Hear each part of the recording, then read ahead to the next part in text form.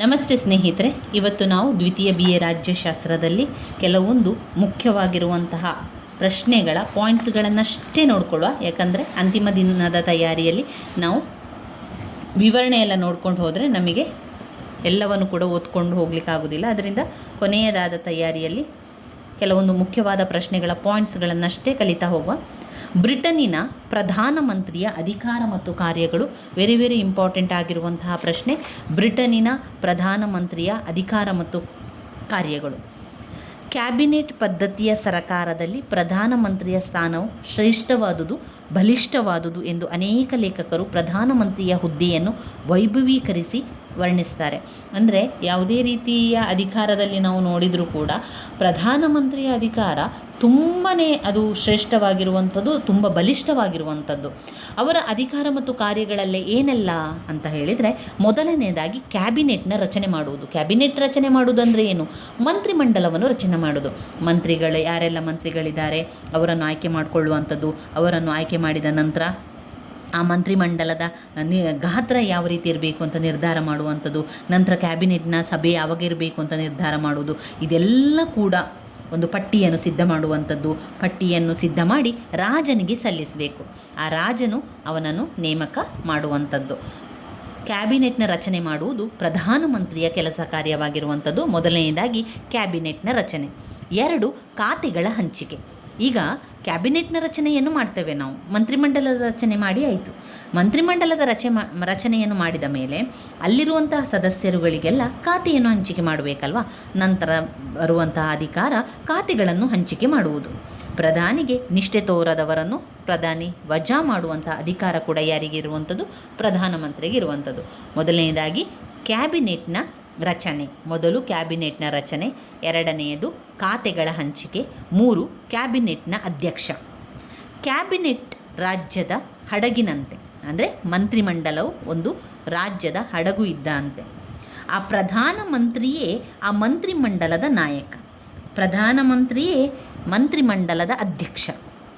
ಪ್ರಧಾನಮಂತ್ರಿಯು ಆ ಒಂದು ಹಡಗಿನ ಚುಕ್ಕಾಣಿಗಾರ ಅಥವಾ ನಕ್ಷತ್ರಗಳ ನಡುವಿನ ಚಂದ್ರನಿದ್ದಂತೆ. ಅಷ್ಟು ಅವನಿಗೆ ಶ್ರೇಷ್ಠತೆ ಇದೆ, ಅಷ್ಟು ಅವನು ಬಲಿಷ್ಠನಾಗಿದ್ದಾನೆ.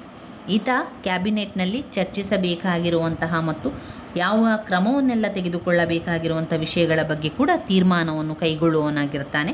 ಕ್ಯಾಬಿನೆಟ್ ಸಾಮೂಹಿಕ ತೀರ್ಮಾನದ ಹಾಗೂ ಸಾಮೂಹಿಕ ಕಾರ್ಯಾಚರಣೆಗಳ ತತ್ವಗಳನ್ನು, ಸಾಮೂಹಿಕ ಜವಾಬ್ದಾರಿ ತತ್ವಗಳನ್ನು ಒಳಗೊಂಡಿದ್ದರೂ ಕೆಲವು ಸಂದರ್ಭದಲ್ಲಿ ಪ್ರಧಾನಮಂತ್ರಿಯೇ ಕ್ಯಾಬಿನೆಟನ್ನು ನಿಯಂತ್ರಿಸುವ ಹಾಗೂ ತನ್ನದೇ ಆದ ಒಂದು ತೀರ್ಮಾನವನ್ನು ಪಡೆದುಕೊಳ್ಳುವಂಥ ಅರ್ಹತೆ ಅವನಿಗಿರುವಂಥದ್ದು. ಕ್ಯಾಬಿನೆಟ್ನ ಅಧ್ಯಕ್ಷನಾಗಿರ್ತಾನೆ ಪ್ರಧಾನಮಂತ್ರಿ. ಮೊದಲನೇದಾಗಿ ಕ್ಯಾಬಿನೆಟ್ನ ರಚನೆ. ಕ್ಯಾಬಿನೆಟ್ನ ರಚನೆ. 2 ಖಾತೆಗಳ ಹಂಚಿಕೆ. ಕ್ಯಾಬಿನೆಟ್ನ ಅಧ್ಯಕ್ಷ. 3 ಕ್ಯಾಬಿನೆಟ್ನ ಅಧ್ಯಕ್ಷ. 4 ಸಂಯೋಜನಾಧಿಕಾರಿ. ಸಂಯೋಜನೆಯನ್ನು ಮಾಡುವಂತಹ ಅಧಿಕಾರ ಯಾರಿಗಿರುವಂಥದ್ದು? ಪ್ರಧಾನಮಂತ್ರಿಗೆ. ಈ ಪ್ರಧಾನಮಂತ್ರಿಯು ಮಂತ್ರಿಮಂಡಲಕ್ಕೆ ಮಾರ್ಗದರ್ಶಕನಾಗಿ ಕೆಲಸ ಮಾಡ್ತಾನೆ. ಮಂತ್ರಿಗಳ ನಡುವಿನ ಒಂದು ಸಂಯೋಜನೆಯನ್ನು ಮಾಡುವಂತಹ ಅಧಿಕಾರಿಯಾಗಿಯೂ ಕೂಡ ಕಾರ್ಯನಿರ್ವಹಿಸ್ತಾನೆ. ಈತ ಮಂತ್ರಿಗಳ ಕಾರ್ಯದಕ್ಷತೆಯನ್ನು ಪರಿಶೀಲಿಸುವಂಥ ಮತ್ತು ಮಂತ್ರಿಗಳು ಯಾವ ರೀತಿ ಕೆಲಸಗಳನ್ನೆಲ್ಲ ಮಾಡ್ತಾ ಇದ್ದಾರೆ ಅಂತ ನೋಡಿಕೊಂಡು ಬರುವಂತಹ ಅಧಿಕಾರ ಇರುವಂಥದ್ದು ಪ್ರಧಾನಮಂತ್ರಿಗೆ. ಅವನು ಸಂಯೋಜನಾಧಿಕಾರಿಯಾಗಿದ್ದಾನೆ. ಕ್ಯಾಬಿನೆಟ್ನ ರಚನೆ ಜೊತೆಗೆ ನನ್ನ ಜೊತೆಗೆ ನೀವು ಕೂಡ ಪಾಯಿಂಟ್ಸ್ಗಳನ್ನು ಹೇಳ್ತಾ ಹೋಗಿ. ಕ್ಯಾಬಿನೆಟ್ನ ರಚನೆ, ಖಾತೆಗಳ ಹಂಚಿಕೆ, ಕ್ಯಾಬಿನೆಟ್ನ ಅಧ್ಯಕ್ಷ, ಸಂಯೋಜನಾಧಿಕಾರಿ. 5 ಸಾಮಾನ್ಯ ಸಭೆಯ ನಾಯಕ. ಪ್ರಧಾನಮಂತ್ರಿಯು ಸಾಮಾನ್ಯ ಸಭೆಯ ನಾಯಕನಾಗಿದ್ದಾನೆ, ಸಾಮಾನ್ಯ ಸಭೆಯ ಸದಸ್ಯನಾಗಿರುತ್ತಾನೆ. ಈತನು ಸಾಮಾನ್ಯ ಸಭೆಯ ಸದಸ್ಯ ಮತ್ತು ನಾಯಕ ಎರಡೂ ಕೂಡ ಆಗಿರುವಂಥದ್ದು. ಪ್ರಧಾನಮಂತ್ರಿಯು ಕ್ಯಾಬಿನೆಟ್ನ ಪ್ರತಿನಿಧಿಯನ್ನು ಮಾಡುವಂಥದ್ದು, ಪ್ರತಿನಿಧಿಸುವಂಥವನು. ಪ್ರಧಾನಿಯು ಸರಕಾರದ ವಕ್ತಾರನಾಗಿದ್ದು ಸರಕಾರದ ನೀತಿ ಧೋರಣೆಗಳನ್ನು ಕುರಿತು ಹೇಳಿಕೆ ನೀಡುವಂಥದ್ದು, ವಿವರಣೆ ಕೊಡುವಂಥದ್ದು, ಮಸೂದೆಗಳ ಬಗ್ಗೆ ಮಾತನಾಡುವಂಥ ಅಧಿಕಾರ ಇರುವಂಥದ್ದು ಪ್ರಧಾನಮಂತ್ರಿಗೆ. ಸಾಮಾನ್ಯ ಸಭೆಯ ನಾಯಕ.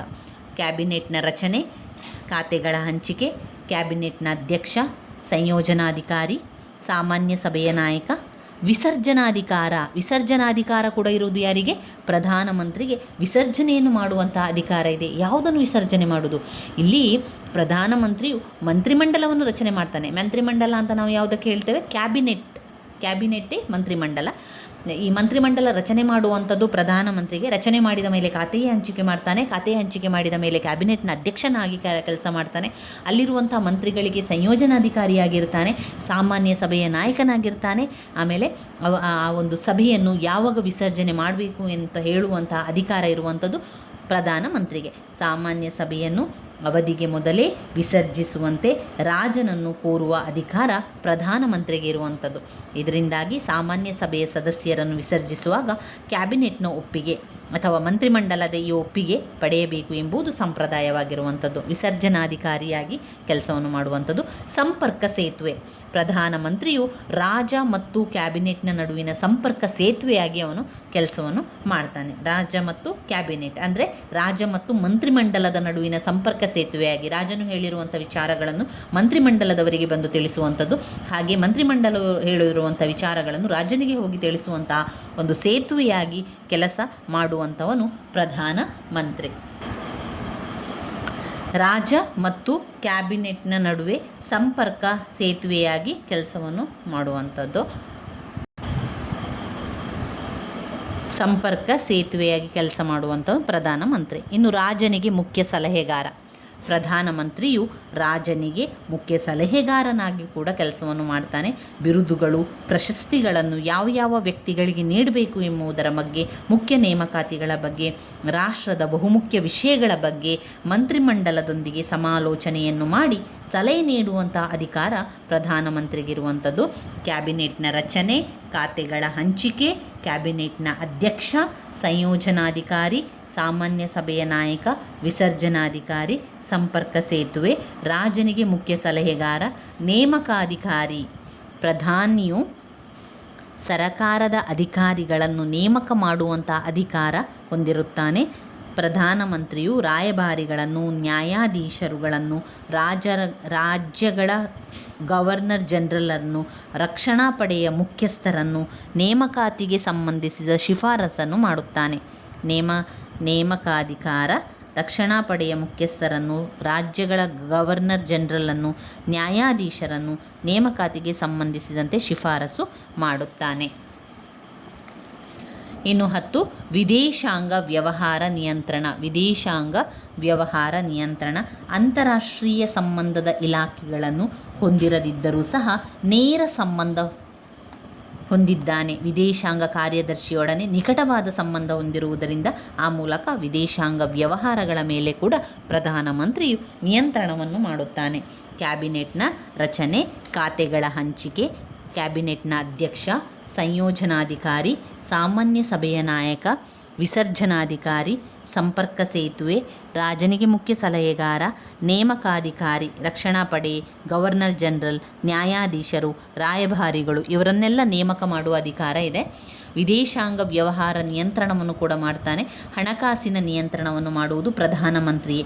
ಪ್ರಧಾನಿಯು ಕೇವಲ ಅಂತಾರಾಷ್ಟ್ರೀಯ ಸಂಬಂಧ, ವಿದೇಶಾಂಗ ವ್ಯವಹಾರ ನಿಯಂತ್ರಣವನ್ನು ಮಾಡುವುದಷ್ಟೇ ಅಲ್ಲದೆ ರಾಷ್ಟ್ರೀಯ ಖಜಾನೆಯನ್ನು ಸಂಪೂರ್ಣವಾಗಿ ನಿಯಂತ್ರಿಸಬಲ್ಲವನಾಗಿದ್ದಾನೆ. ಆಯವ್ಯಯ ಪಟ್ಟಿಯನ್ನು ಚಾನ್ಸಲರ್ ಆಫ್ ಎಕ್ಸ್ಚೆಕರ್ ಸಿದ್ಧಪಡಿಸಿದರೂ ಸಹ ಈತ ಪ್ರಧಾನಮಂತ್ರಿಗೆ ಹಣಕಾಸಿನ ವಿಷಯವಾಗಿ ಸದಾ ತಿಳಿಸುತ್ತಾನೆ. ವಿವಿಧ ಸಮಿತಿಗಳ ಅಧ್ಯಕ್ಷ. ಪ್ರಧಾನಮಂತ್ರಿಯು ಪ್ರಮುಖ ಸಮಿತಿಗಳ ಅಧ್ಯಕ್ಷನಾಗಿರುತ್ತಾನೆ. ಅಂತಹ ಸಮಿತಿಗಳಲ್ಲಿ ಮುಖ್ಯವಾದವುಗಳೆಂದರೆ ವಿದೇಶಾಂಗ ವ್ಯವಹಾರ ಸಮಿತಿ, ರಕ್ಷಣಾ ಸಮಿತಿ, ಆರ್ಥಿಕ ನೀತಿ ರೂಪಿಸುವ ಸಮಿತಿ ಇವೇ ಮೊದಲಾದವುಗಳಾಗಿರುತ್ತದೆ. ಇವಿಷ್ಟು ಪಾಯಿಂಟ್ಸ್ಗಳು ಪ್ರಧಾನಮಂತ್ರಿಯ ಅಧಿಕಾರ ಮತ್ತು ಕಾರ್ಯಗಳಲ್ಲಿ ಬರ್ತದೆ. ಮತ್ತೊಮ್ಮೆ ಪಾಯಿಂಟ್ಸ್ಗಳನ್ನು ಜೊತೆಯಾಗಿ ಹೇಳ್ತಾ ಹೋಗುವ. ಬ್ರಿಟನ್ನ ಪ್ರಧಾನಮಂತ್ರಿಯ ಅಧಿಕಾರ ಮತ್ತು ಕಾರ್ಯಗಳು. ಪಾಯಿಂಟ್ಸ್ಗಳನ್ನು ಮತ್ತೊಮ್ಮೆ ಹೇಳ್ತಾ ಹೋಗುವ. ಕ್ಯಾಬಿನೆಟ್ನ ರಚನೆ, ಖಾತೆಗಳ ಹಂಚಿಕೆ, ಕ್ಯಾಬಿನೆಟ್ನ ಅಧ್ಯಕ್ಷ, ಸಂಯೋಜನಾಧಿಕಾರಿ, ಸಾಮಾನ್ಯ ಸಭೆಯ ನಾಯಕ, ವಿಸರ್ಜನಾಧಿಕಾರ, ಸಂಪರ್ಕ ಸೇತುವೆ, ರಾಜನಿಗೆ ಮುಖ್ಯ ಸಲಹೆಗಾರ, ನೇಮಕಾಧಿಕಾರ, ವಿದೇಶಾಂಗ ವ್ಯವಹಾರ ನಿಯಂತ್ರಣ, ವಿದೇಶಾಂಗ ವ್ಯವಹಾರ ನಿಯಂತ್ರಣ, ಹಣಕಾಸಿನ ನಿಯಂತ್ರಣ, ಹಣಕಾಸಿನ ನಿಯಂತ್ರಣ, ವಿವಿಧ ಸಮಿತಿಗಳ ಅಧ್ಯಕ್ಷ ಇವಿಷ್ಟನ್ನು ಓದ್ಕೊಳ್ಳಿ. ಇವು ಪಾಯಿಂಟ್ಸ್ಗಳನ್ನು ಬಾಯ್ಪಾಠ ಮಾಡ್ಕೊಳ್ಳಿ. ನಂತರ ವಿವರಣೆಯನ್ನು ಬರೀಬೇಕಾದ್ರೆ ಸ್ವಲ್ಪ ಗೊತ್ತಿದ್ದರೆ ಅದನ್ನೇ ನೀವು ಜಾಸ್ತಿಯಾಗಿ ವಿವರಣೆಯನ್ನು ಬರಿತಾ ಹೋದರೆ ಆಯಿತು. ಆ ವಿವರಣೆಯ ಬಗ್ಗೆ ಹೆಚ್ಚು ಚಿಂತೆ ಮಾಡಬೇಡಿ. ಒಮ್ಮೆ ಮೇಲಿಂದ ಮೇಲೆ ಕಣ್ಣಾಡಿಸಿಕೊಂಡ್ರೆ ಸಾಕು. ಬಟ್ ಪಾಯಿಂಟ್ಸನ್ನು ನೀವು ಸರಿಯಾಗಿ ಬಾಯ್ಪಾಠ ಮಾಡ್ಕೊಳ್ಳಿ. ಆ ಪಾಯಿಂಟ್ಸ್ಗಳನ್ನೇ ಬರಿತಾ ಹೋಗಿ ಸ್ನೇಹಿತರೆ. ನನ್ನ ವೀಡಿಯೋಸ್ ಎಲ್ಲ ನಿಮಗೆ ಇಷ್ಟ ಆಗಿದ್ದರೆ ಲೈಕ್ ಕೊಡಿ, ಶೇರ್ ಮಾಡಿ, ಸಬ್ಸ್ಕ್ರೈಬ್ ಮಾಡಲಿಕ್ಕೆ ಮರಿಬೇಡಿ. ಧನ್ಯವಾದಗಳು.